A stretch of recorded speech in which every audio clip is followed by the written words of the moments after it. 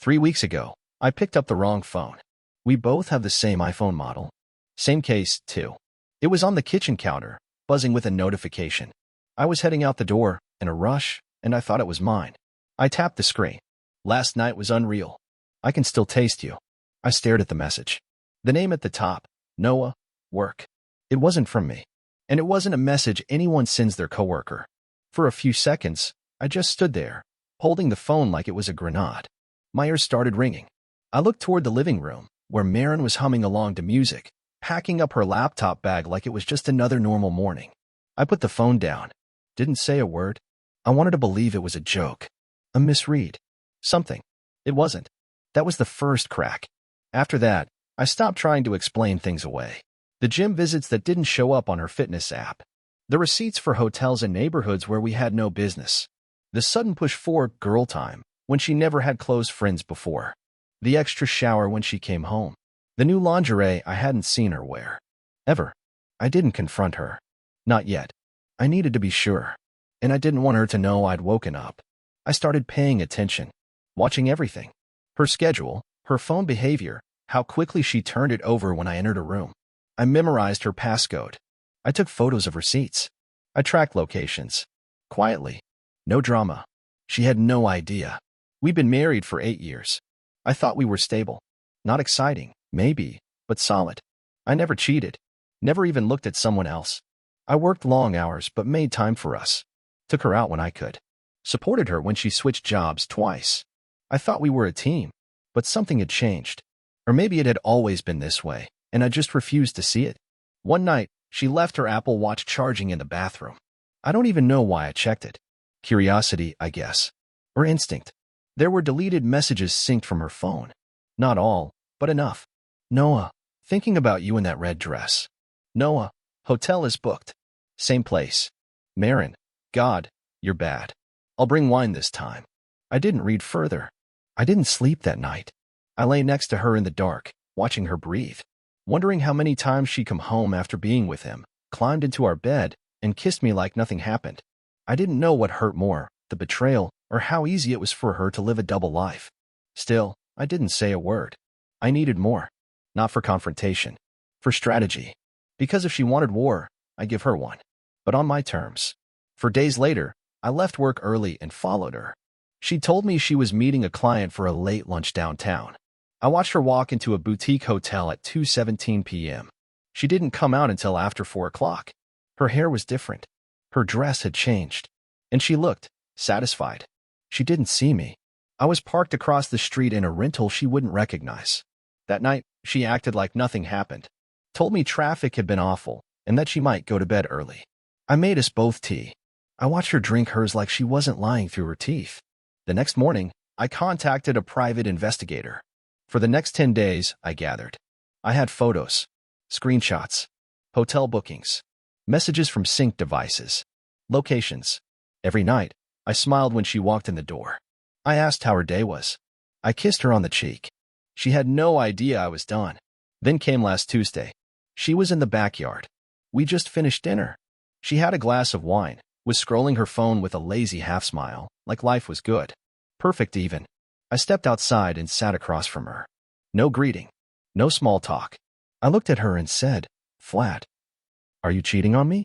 She didn't flinch. Didn't look startled. She just looked up, met my eyes, and smiled. No words. Just that little smirk. It wasn't regret. It wasn't fear. It was satisfaction. Like she wanted me to know. Like the lie was no longer needed. That smile hit harder than anything else. I didn't speak. Didn't argue. Didn't plead. I got up, walked back inside, and closed the door. I sat at the kitchen counter for almost half an hour, phone in hand, staring at the wall. Then I sent a message to someone I hadn't spoken to in over 4 years. Celine. She and I had history, not a relationship, but something close. The kind of connection that never needed explaining. But for Marin, Celine was the closest thing I had to the person who saw me fully, flaws and all. Marin hated her. Called her manipulative, a distraction. Told me once, back when we were dating, if you ever bring her around again, I'll walk. I didn't. But now? That made her the perfect choice. I sent one text. I need a favor. One night. No strings. It took her 5 minutes to reply. Name it. Marin's charity gala was coming up. 3 days away. Black tie. High profile. She'd been obsessing over it for months. New dress. PR lists. Photo shoots. Guest lists. It was the biggest event her firm organized annually, and she was the face of it. I'd already RSVP'd.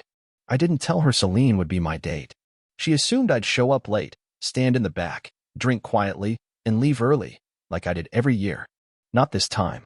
This time, I'd walk in early, with Celine on my arm, and Marin would have to smile through it in front of everyone. I wasn't out for blood. I wasn't going to scream or throw things or make a public scene. No, this would be clean, elegant, controlled. A message only she would fully understand. Because that's what she'd done to me, death by silence, by distance, by smiling like none of it mattered. She thought she was untouchable. She forgot who I was before I loved her. That night, I lay in bed beside her again. She was scrolling through her emails, checking RSVPs, talking about the seating chart. She asked me if I'd be on time. I said I wouldn't miss it. She kissed me goodnight, turned away, and went to sleep. I watched the ceiling for a long time after that, and I realized something strange. I wasn't angry anymore. Just empty. And for the first time in weeks, that felt like a kind of peace. The day of the gala, Marin woke up humming. She made pancakes. She kissed me on the cheek. She checked her phone constantly, rattling off RSVPs and last-minute sponsor confirmations like a producer running a sold-out Broadway show. It was her favorite kind of day, when she was important, needed, admired. She wore a soft robe all morning, drifting from room to room like she floated above the world. I watched her from the kitchen while pretending to scroll through emails. I knew what time she'd leave. I knew what she'd wear. I even knew what photographer she'd scheduled for her arrival photos. Marin had no idea that everything she was about to step into had already shifted. I had met Celine the day before at a quiet rooftop bar 2 cities over. I picked the place because Marin had never been there. We sat across from each other under heat lamps, city lights flickering behind her. She hadn't changed much. Still poised. Still calm. Still sharp enough to cut glass with her words if she wanted. She listened to everything I said. Didn't interrupt. Didn't judge. When I was finished, she sipped her drink, tilted her head, and said, "You sure this is what you want?" "It's not revenge," I told her. "It's clarity. And I need her to feel it." Celine nodded once. That's all. We worked out everything that night. Timing. Wardrobe. Entrance. Nothing dramatic, just quiet precision. She knew exactly what she was walking into, and how to own it. The next day, while Marin pampered herself with facials and hair appointments, Celine and I picked up her gown. It was deep green silk. Sculpted. Minimal. Devastating. It didn't scream, it whispered. It didn't need sparkle to steal focus. Marin left for the gala at 4:30 p.m. sharp. She kissed me at the door and said, "Try not to be late this year. You know how people notice." I smiled. I won't miss a second. She left in a car she rented just for tonight, sleek, black, and very much part of the image she'd built. That woman loved being seen. At 6:10, Celine and I stepped into the main ballroom. No one recognized her at first, but they felt her. Heads turned before eyes caught up. Conversation stuttered. A few men, older, powerful, made their way over before we'd even crossed the room. We didn't stop. We moved like we belonged there. Because we did. I watched Marin spot us from across the hall. She was standing near the stage, laughing too loudly at something someone said. But when her eyes met mine, everything froze. Her smile slipped. Not fully, but just enough to see the crack. Then her eyes moved to Celine. She knew exactly who she was. And for the first time since I met her, Marin looked small. Celine leaned in and said something that made me laugh. I didn't fake it. I let the sound carry, just enough. Marin turned back to her group, but she wasn't laughing anymore. She tried to recover.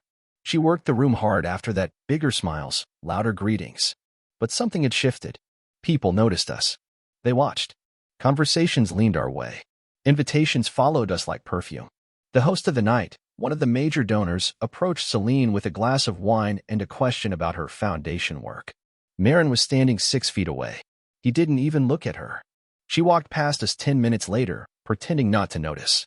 Celine gave her a soft, polite nod. Nothing more. That nod shattered her. She marched toward the stage, cueing the tech for her speech. The microphone squealed slightly as she grabbed it. "Ladies and gentlemen, thank you all for being here tonight." Her voice cracked. Barely, but it was there. Her timing was off. Her tone flat. Words tumbled where they used to glide. She wasn't used to talking over silence. She was used to commanding rooms. Now, she was background noise. Celine and I stood near the back, watching. She never said a cruel word. She didn't need to. Her presence was the correction. Marin finished her speech in under 4 minutes. As applause began, she didn't smile. And for the rest of the night, she didn't look our way again. But the damage was done. I didn't scream. I didn't fight. I didn't even speak to her. But she knew. She knew the game was over. And I hadn't even played my final move. The morning after the gala, Marin didn't speak. She moved through the kitchen like a ghost. No eye contact. No idle chatter. She poured herself black coffee, didn't offer me any. Her hand shook when she picked up the mug. Not a lot. Just enough to notice. I sat at the island counter and watched her. She could feel my eyes on her, but she refused to look back. She'd felt the shift. Last night had cracked her shell, and she didn't know how to patch it. I waited until she left for her so-called morning strategy meeting. Another lie, probably, and then I opened my laptop. I started organizing everything. Timelines. Documents. Screenshots. The PI had sent over a full report, timestamped photos, full copies of texts. I wasn't looking for drama. I was building precision. Every file, every detail, every breadcrumb she thought she'd hidden, I had it all now.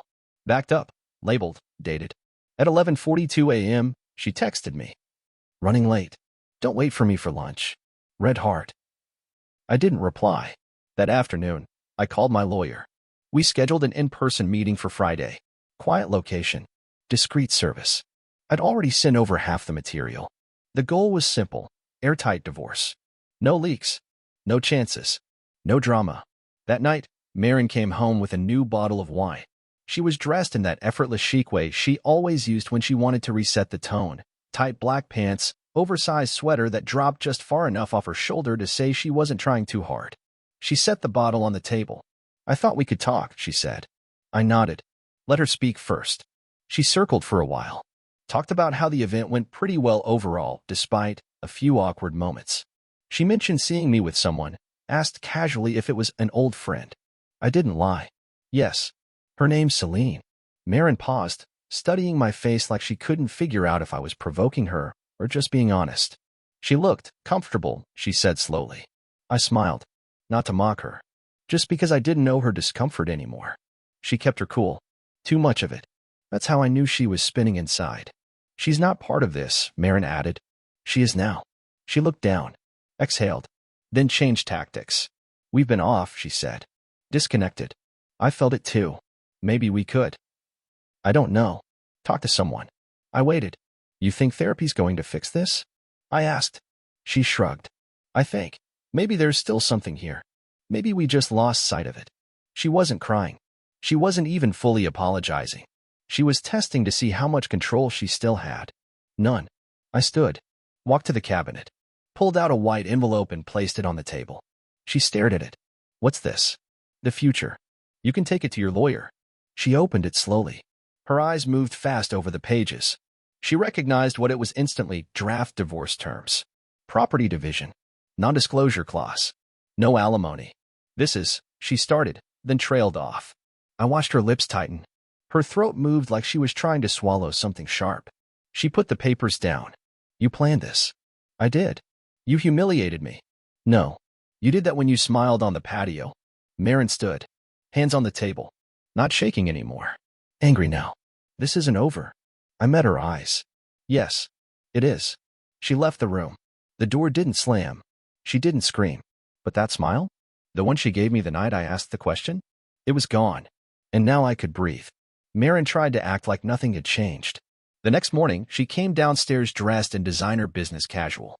Smooth hair, flawless makeup, heels too sharp for our quiet street. She was still playing the part. I watched her sip her coffee, scrolling through her phone with forced calm. She paused once, frowning, then kept scrolling. Probably noticed someone had unfollowed her. They'd started dropping off. The night of the gala hadn't stayed in that ballroom. Photos were shared. Conversations happened. People noticed things, like how the spotlight shifted. Like how the woman at the center of everything wasn't the one they remembered.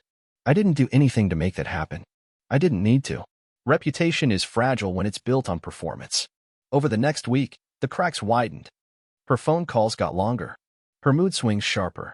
I overheard her on the phone once, trying to confirm a brunch with someone named Jessica, a board member she used to drink mimosas with every other Sunday. Apparently, Jessica was booked solid. No reschedule. 2 days later, she was pacing the kitchen whispering into her phone. I just think there's been a misunderstanding. If I could just explain. Pause. No, I understand. Of course. No worries. She hung up and stood still for a long time. I didn't ask. That Friday, I met with my lawyer. We finalized the terms. It was surgical. Fast. Efficient. He looked over the folder I'd brought, raised his eyebrows, and said, "You'll come out clean. Maybe even ahead." When I got home, Marin was sitting on the front steps with a box of office supplies at her feet. "You're home early," she said, trying to sound casual. I looked at the box. Laid off. Mutual separation. I said nothing. She followed me inside, trying again to reclaim some ground. "You know, people go through things. We make mistakes. But this feels like overkill. You're acting like I murdered someone." I turned. Calm. "You murdered us. You just didn't notice when you did it." She stared at me. Didn't speak. That weekend, she tried to post a photo, a selfie in our backyard. Soft caption, nostalgic tone. I checked later. 10 likes. No comments. Monday morning, she got dressed for a client meeting. Drove across town. Came back 40 minutes later. "They canceled," she said, dropping her keys too hard on the counter. Last minute. She didn't answer. That night, her phone rang. I recognized the name, someone from her charity board. "Hey," she said, trying to sound upbeat. "I was thinking we should circle back on that June campaign. I've got ideas." She listened. Then her face fell. Eyes dropped. "Oh, no, I totally get it. Of course. Talk soon." She hung up. Didn't speak for the rest of the night. The next morning, her side of the bed was empty. She was in the guest room. Door closed. I left her there. No more plans. No more smiles. And definitely no more callbacks. The first time I saw it happen in public was at a gallery opening downtown. She still thought she had the room. She wore that same sharp-shouldered blazer, sleek ponytail, and the soft smile she reserved for high-dollar donors and married men who stared too long. She walked in like she always had, expecting people to orbit her. They didn't. She paused by the champagne table, waiting for someone to greet her. No one came. I was already there, across the room. Not hiding, not flaunting, just watching. People saw her. They just didn't stop. One woman made polite eye contact and looked away. A man she used to flirt with turned his shoulder. Another old contact offered a nod, but didn't come over. You could see it in her posture. She didn't understand what was happening. She lingered, sipped her drink, moved toward a cluster of guests near a sculpture. They opened for her, out of habit, but didn't include her. She stood there for a full minute, nodding, laughing too loud at something no one said to her. Then she turned, glanced around, and saw me. Our eyes met for half a second. Just enough. She blinked and turned away. Later that night, I heard from a mutual friend who'd also attended. "Is Marin okay?" She seemed off. "She's adjusting," I said. Nothing more. That was the start. The next time was worse. A fundraising dinner. This time, she wore red, bright, commanding, impossible to ignore. But people ignored her anyway. She walked in alone. I wasn't there. Celine was. I heard from 3 separate people afterward. She left early. Barely touched her food. Sat at a half-full table. Someone said she spent 10 minutes in the bathroom, just staring at the mirror. Her last real foothold, the professional network she once ruled, was slipping. That week, 2 contracts vanished. No formal termination. Just radio silence. She started calling people late at night. I'd hear her through the guest room door, those soft, forced laughs. That just wanted to check in tone. I don't know how many ever picked up. One night I walked past and heard her say, "I just want to know what changed." That's all. I already knew. Everything had changed the night she smirked on our patio, when she chose a lie and assumed I'd stay quiet. She thought the world would always applaud. But the spotlight moves fast when it's not earned. She started reaching backward. Old colleagues. Old lovers. Even 1 or 2 people I hadn't heard her mention in years, names that once made her laugh, or roll her eyes, or whisper too long in the kitchen late at night. I knew what she was doing. She thought the present was broken, so she turned to the past. To anyone who might still remember her the way she wanted to be remembered. But the past had a short memory. I came home one afternoon and found her in the backyard, phone pressed to her ear, pacing barefoot in the grass. Her voice was tense, too cheerful, like someone smiling through a cracked tooth. I just thought maybe we could grab coffee. No agenda. Just catch up. She paused. Of course. Totally understand. No, it's okay. I get it. Click. She stood there, staring at the screen like it might change its mind. She tried again the next day. I overheard her say, "It's Marin. From Ridge and Row? We worked together on the Bowden account." Another pause. A longer one. Then, "Oh, yeah, I guess it has been a while." Her voice dropped after that. She moved to the other room. A week later, she went out for drinks with an ex-boyfriend from her early 20s, someone she used to call a walking mistake. She came home before midnight, didn't say much. Her heels were in her hand. Her lipstick was gone. She went straight to the guest room. I heard the lock click. 2 days later, I got a call from a woman named Claire. We'd met once, briefly, through Marin. She ran a boutique PR firm in the city. "I know this is awkward," Claire said, "but has Marin been okay?" She reached out about some consulting work, and it felt off. "I didn't know if you knew something I didn't." "She's adjusting," I said. The same line I gave everyone now. Claire exhaled like that confirmed something she'd suspected. "Thanks. That's all I needed." Even the people who didn't know the details could feel it. Marin had built her life on momentum. Movement. Always ahead.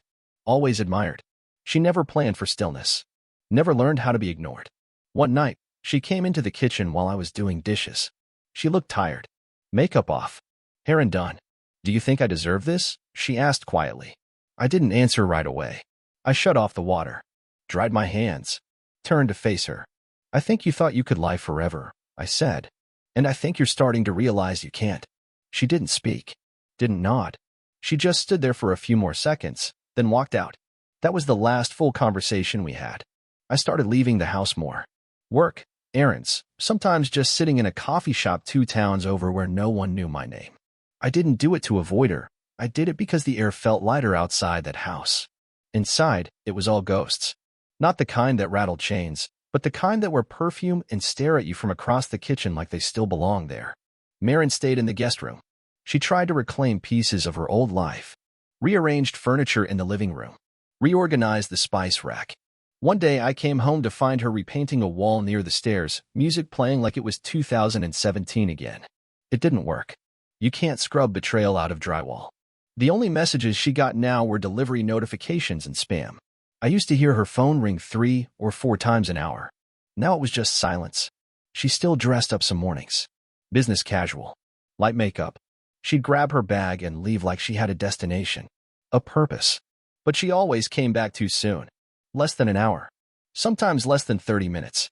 Once, I saw her sitting in her car in the driveway for a long time. Engine off. Just staring at the dashboard. It hit me then.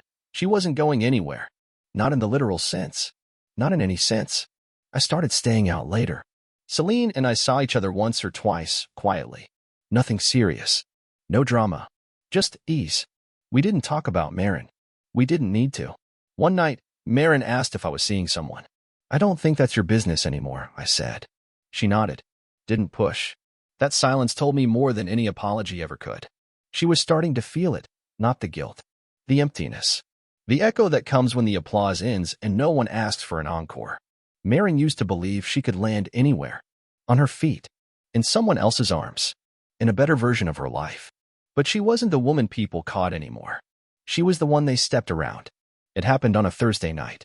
One of our old mutual friends, Rachel, was hosting a private fundraiser at the Harper estate. Big house. Gated. The kind of place with valet parking and signature cocktails named after legacy donors. Marin had gone every year. For a while, she helped organize it. She loved that event. Loved the way people looked at her there, polished, powerful, magnetic. I got an invitation. She didn't. I went alone. The party was exactly what she remembered. Lit pathways, curated jazz, laughter rolling like low thunder through manicured hedges. Everyone was dressed like they were auditioning for the cover of a philanthropic magazine. About 40 minutes in, I stepped out onto the stone veranda for some air. And saw her. She wasn't inside. She was standing near the entrance, next to the valet stand. Clutching her purse. Dressed like she belonged there. Black heels, expensive coat, flawless makeup. But her body language told a different story. She wasn't in line to go in. She was lingering. Waiting. One of the valets approached her, probably asking if she needed help. She shook her head, smiled too quickly, brushed hair from her face. She spotted me before I could turn away. We locked eyes across 20 yards of manicured lawn. She walked toward me, heels clicking against stone. Not fast, not slow, just inevitable. "Logan," she said when she reached me.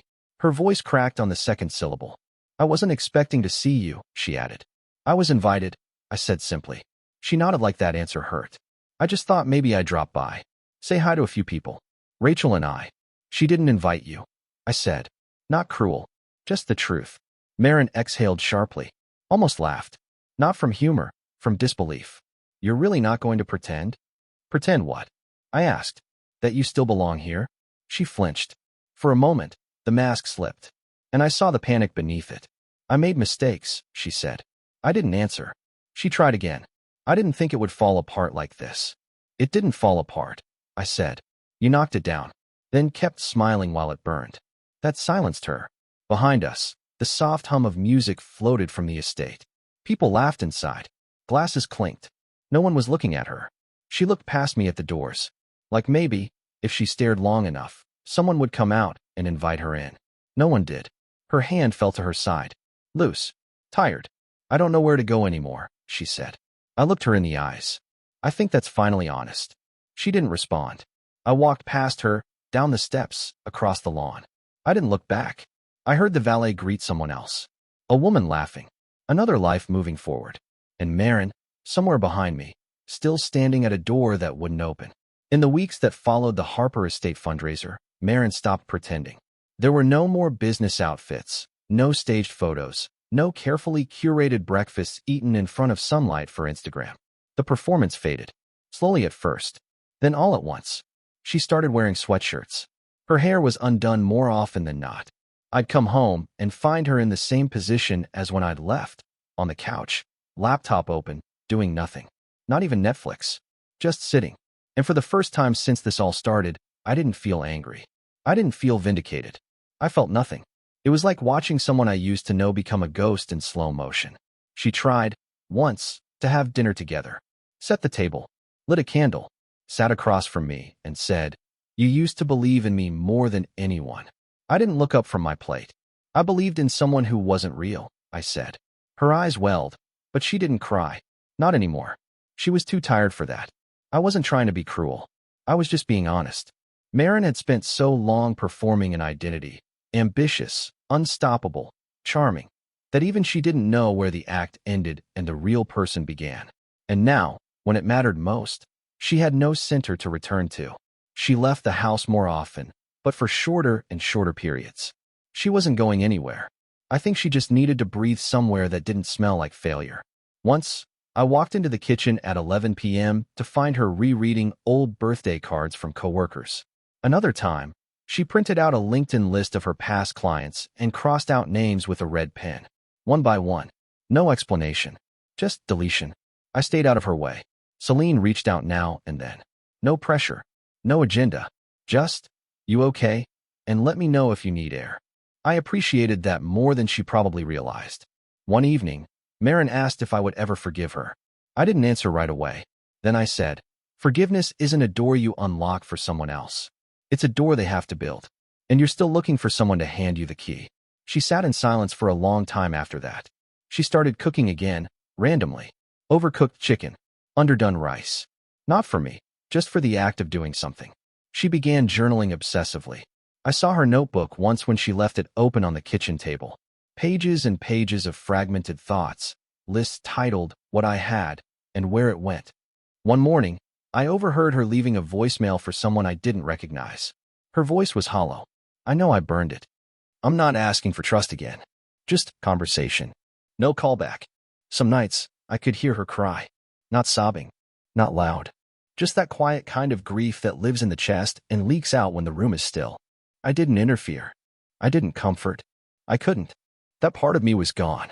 What I remembered instead were small things. How she used to walk into a room like she belonged in every inch of it. How she'd correct people politely but condescendingly. How she'd hold my arm tighter when someone more beautiful walked by. Confidence built on curation. Power maintained through distance. Now, stripped of that stage, she didn't know how to just exist. And I didn't hate her for it. I pitied her. Not as an enemy.